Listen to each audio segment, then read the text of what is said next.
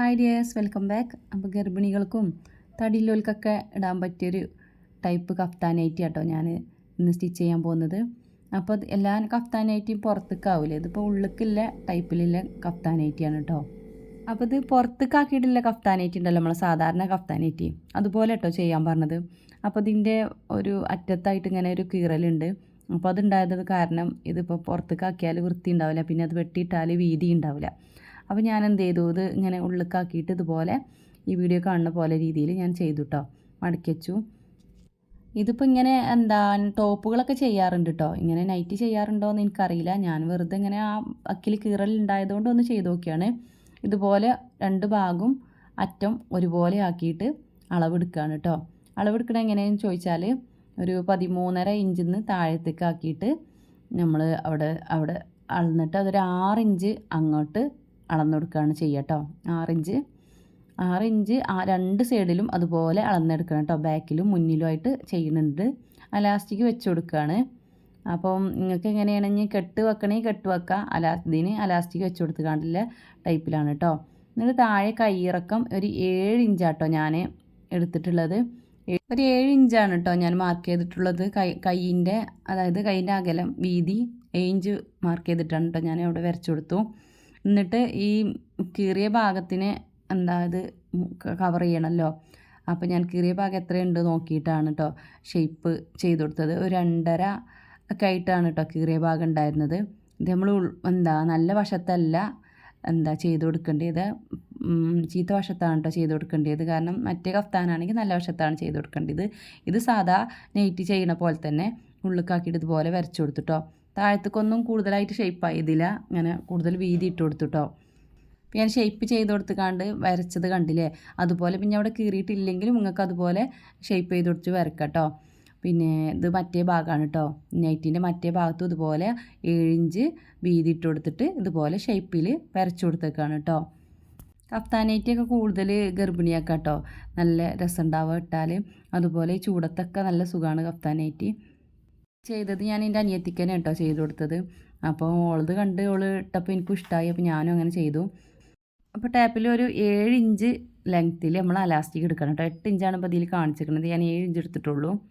8 inch വേണ്ട, 7 inch ആകുമ്പോൾ കറക്റ്റായിട്ട് നിന്നോളും. എന്നിട്ട് വലിച്ച് പിടിച്ചതാ രണ്ടെണ്ണം അതുപോലെ ബാക്കിൽ വെക്കാനും മുന്നിൽ വെക്കാനുമായിട്ട് ഇതുപോലെ അലാസ്റ്റിക് കട്ട് ചെയ്ത് കൊടുക്കാം കേട്ടോ. 8 ഇഞ്ച് എടുത്തിരുന്നു കേട്ടോ, പിന്നെ അത് കട്ട് ചെയ്ത് കൊടുത്തതാണ്. എനിക്കത് 8 ഇഞ്ച് എടുത്തപ്പോൾ 1 ഇഞ്ച് എക്സ്ട്രാ ആയി തോന്നി കേട്ടോ.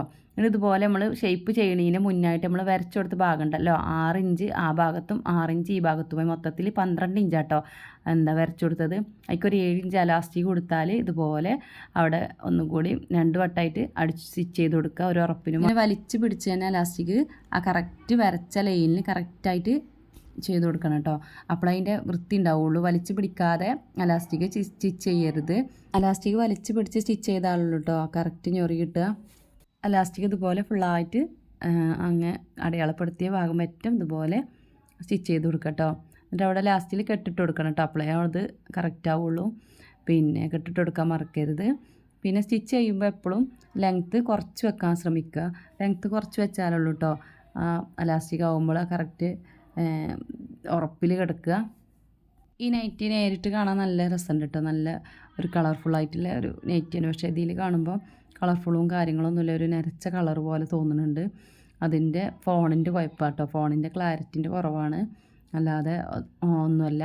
അപ്പം ഞാനിതുപോലെ മറ്റേ സൈഡിനും ഇതുപോലെ ചെയ്ത് കൊടുത്തു കേട്ടോ. 2 ഭാഗത്തും ബാക്കിലും മുന്നിലും ചെയ്യണമല്ലോ, അപ്പം ബാക്കിലും മുന്നിലായിട്ട് ഇങ്ങനെ ചെയ്ത് കൊടുത്തു.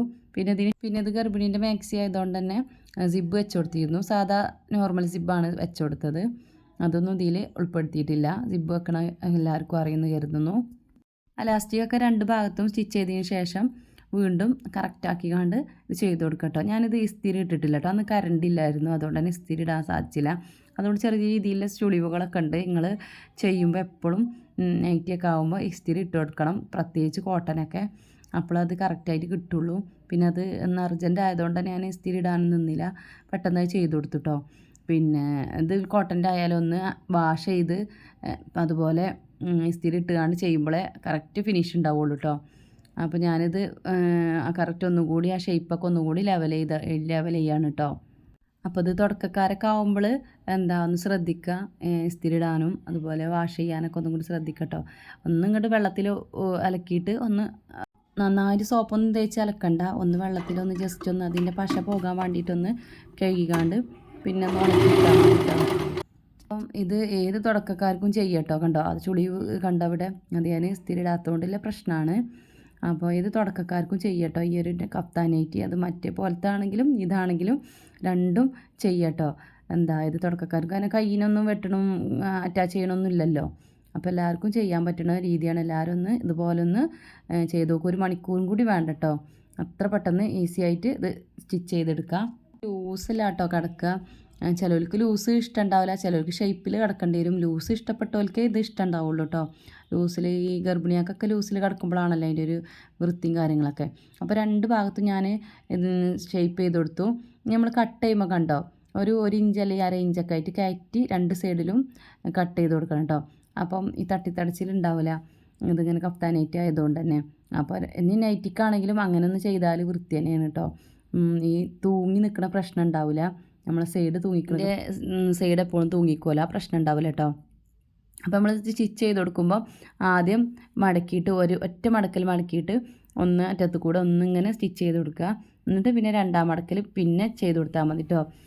ഫസ്റ്റിൽ തുടക്കക്കാരൊക്കെ ആകുമ്പോൾ അങ്ങനെ തന്നെ ചെയ്താൽ മതി. എന്നാലും ആകുമ്പോൾ നൈറ്റിൻ്റെ താഴെ ഭാഗം നല്ല ഫിനിഷിംഗ് ആവും. അപ്പോൾ എല്ലാവർക്കും ഈ നൈറ്റി ഇഷ്ടപ്പെട്ടാൽ, എൻ്റെ വീഡിയോ ഇഷ്ടപ്പെട്ടാൽ ലൈക്ക് ചെയ്യുക, കമൻറ്റ് ചെയ്യുക, സബ്സ്ക്രൈബ് ചെയ്യുക. താങ്ക്